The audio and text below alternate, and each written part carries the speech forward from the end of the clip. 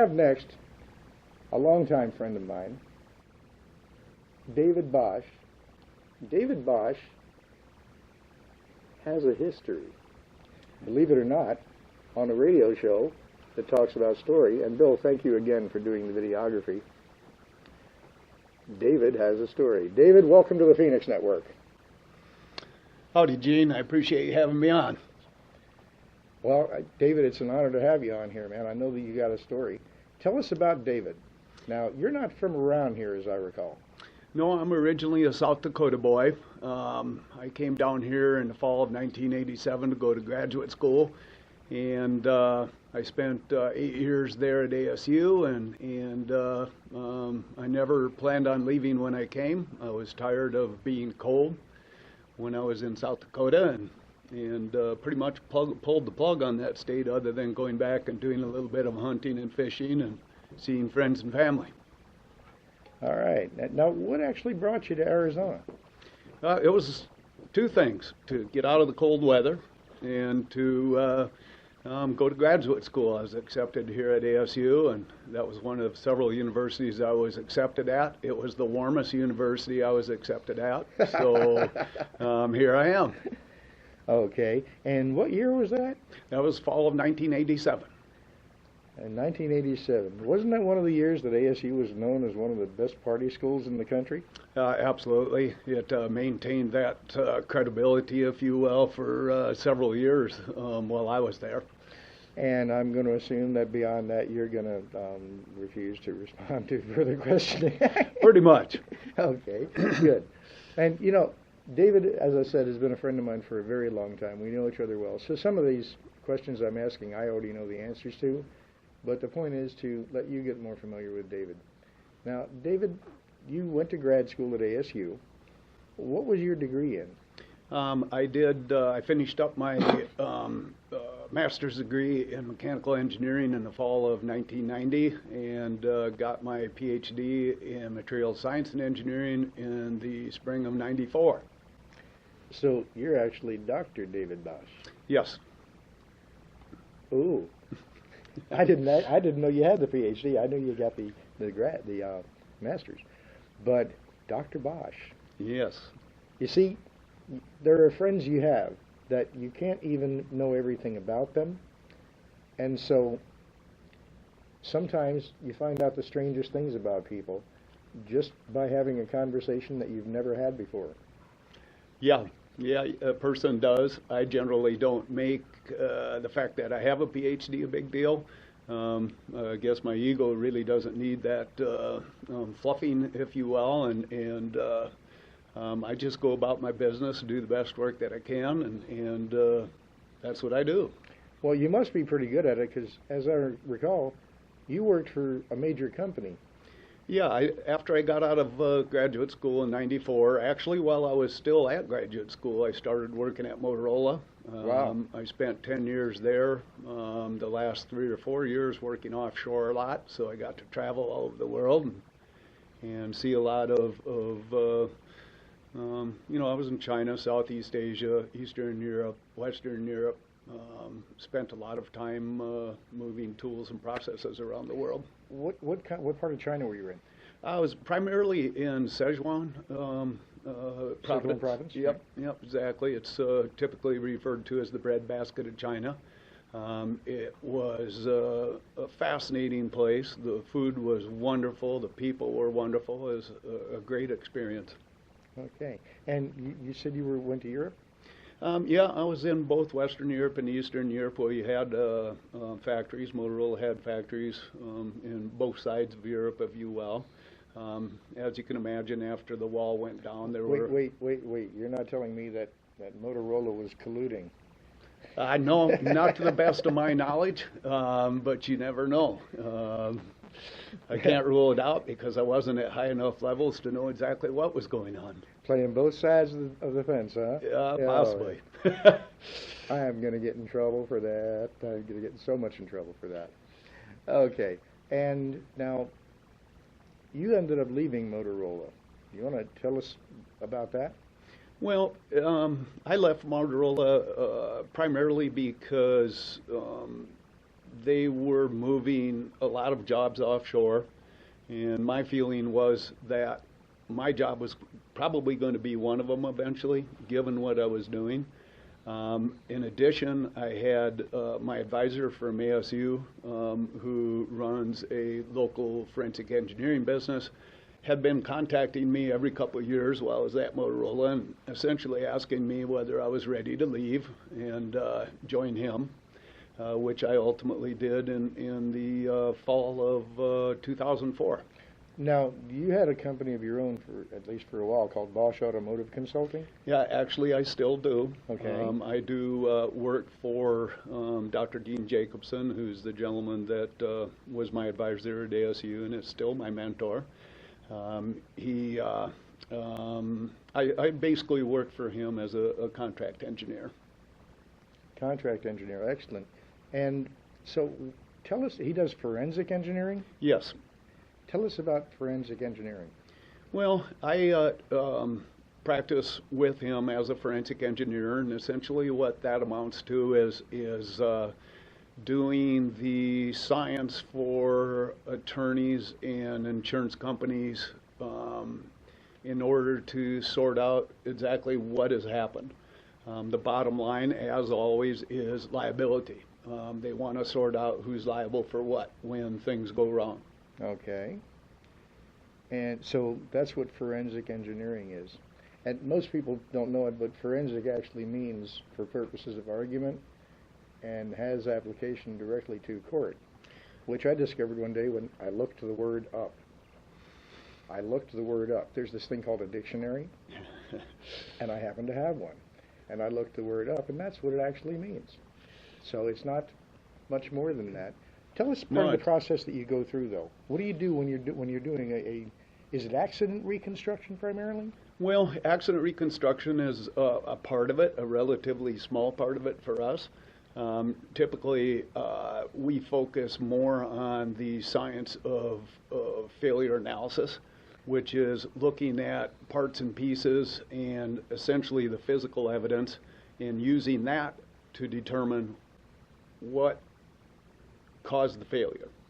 And that can be applied to automotive. Historically, a lot of our work has been applied to the automotive world, but it applies to any product, anything from... so this would actually apply to Challenger? Yes, yeah. Okay. Yeah. And the work, was it Columbia? Yeah. I believe so. Yep, that actually crashed in my senior year as an undergraduate. And, you know, I would imagine there was some attempt to sort liability out, so you could think of it as forensics, at least to some degree. But, well, of course, the way they put it at the time, and I think this is really what's important, is that they were trying to figure out what happened so that they could make sure it didn't happen again. Absolutely, and that's... liability was secondary, if I recall correctly. Yeah, in that case it would have been. And determining how we can keep things from going wrong again is a huge part of what I do.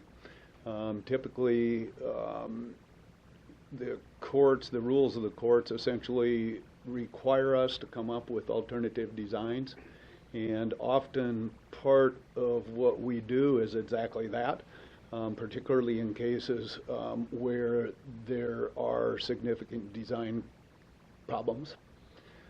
So that's a huge part of it. As you can imagine, the work, you know, has a lot to do with property loss and personal injury. That's what keeps me busy. As long as there are humans, I'm going to be very busy. Busier than I want to actually be at this point in my career. I've gotten to the point where I'd like to slow down some, but that's a lot easier to say than to do. Well, now see, if you start telling people more that you're Dr. Bosch... You think that would make a difference? Well, it'll have them, you know, it'll have them look at you in a different light, because I've known you for 19 years, and I'm now looking at you in a different light. Okay? Well, that's an interesting theory. Who are you, man? Yeah. I think that most people that I have worked with know that I've got the advanced degree.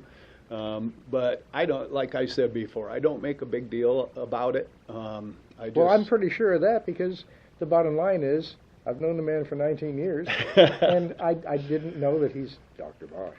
Well, I don't make it a secret, but it's not something that I put on my lapel either. David, so you look forward to there being continuation of humans. Oh, yes, yep, there's going to be. That was the only problematic part of what you said. That kind of disturbed me a little bit, as long as there are humans. Yeah, because there are those out there who think that we're not going to be around much longer. And well, so I've I'd heard rather that theory say too. Thank you. Yeah.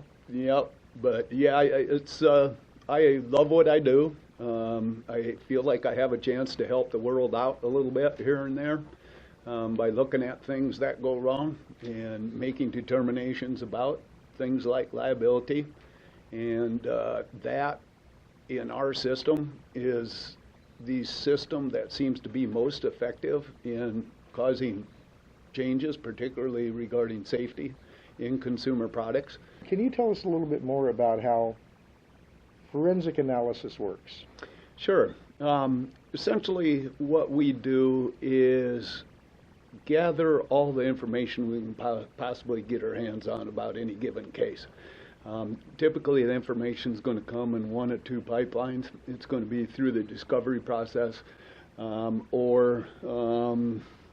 well, it's really all discovery, but some of it's in the form of paper, some of it's in what we call the physical evidence.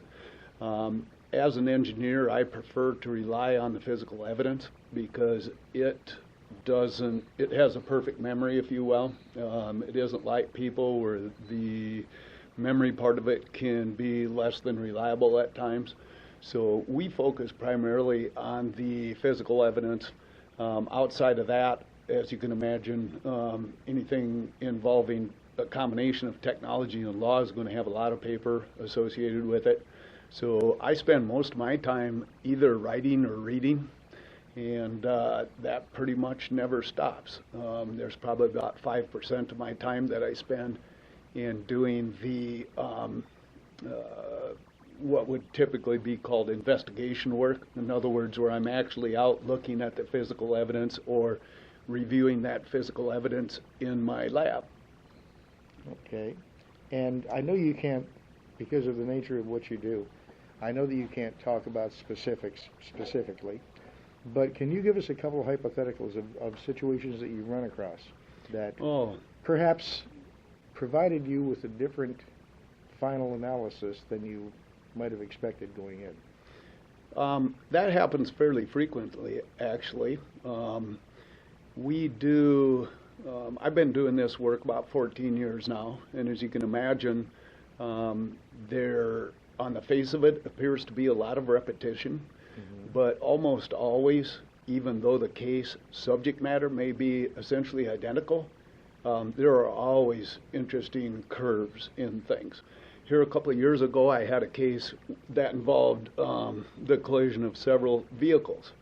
And I got a call from a client, and he wanted me to help him. He was outside counsel for an insurance company. He wanted me to help him essentially sort out who hit who in what order, if you will. And I was informed that must have been nuts. Yeah, it gets really interesting when you have four vehicles that crash into each other. There's a lot of questions about who is responsible for the mess. And even though I've done a number of multi-vehicle crashes, they're never the same. And you know, that's the thing, that's why I asked, because for most of us, if we see situation A and situation B, on the face of it looks like situation A, then we start thinking that, oh, well, this is what caused situation A, it must be what caused situation B. But you're saying that that's almost never true. It may be and it may not be. Each accident in this case is unique. What we do is we rely on essentially physics to gain insight about what actually happened, and often we may not be able to nail down precisely what happened, but we can come up with what a most probable scenario is. And in civil law, that's generally what we're looking for. Well, civil law is preponderance of evidence. Correct. So Yeah. it's not absolutes. Yep, 51% or greater is kind of the rule, if you will. You're looking for probabilities that are 51% or greater. Well, this is where we're going to have some fun, David, because I'm not going to ask him to tell us who hit who first. We're going to wonder about that, folks. Bottom line, David, thank you so much. Really appreciate you I also having me wanna on, give- Gene. Oh, God bless you, man. Yep, you You take don't care. know how much I appreciate you coming. You have given my new show an air of credibility. All right. Oh, one more thing. Yes. What's your phone number? How do people get in touch with you? You can give me a call and talk with Rochelle. Rochelle's my assistant. She's my right-hand girl. You can give her a call at 480-491-1291. And is there an email or a website? Websites, www, of course, feiaz.com. Okay. And we can call the number and talk to Rochelle. Repeat that number for us one more time. You bet. It's 480-491-1291. David, thank you. You're welcome.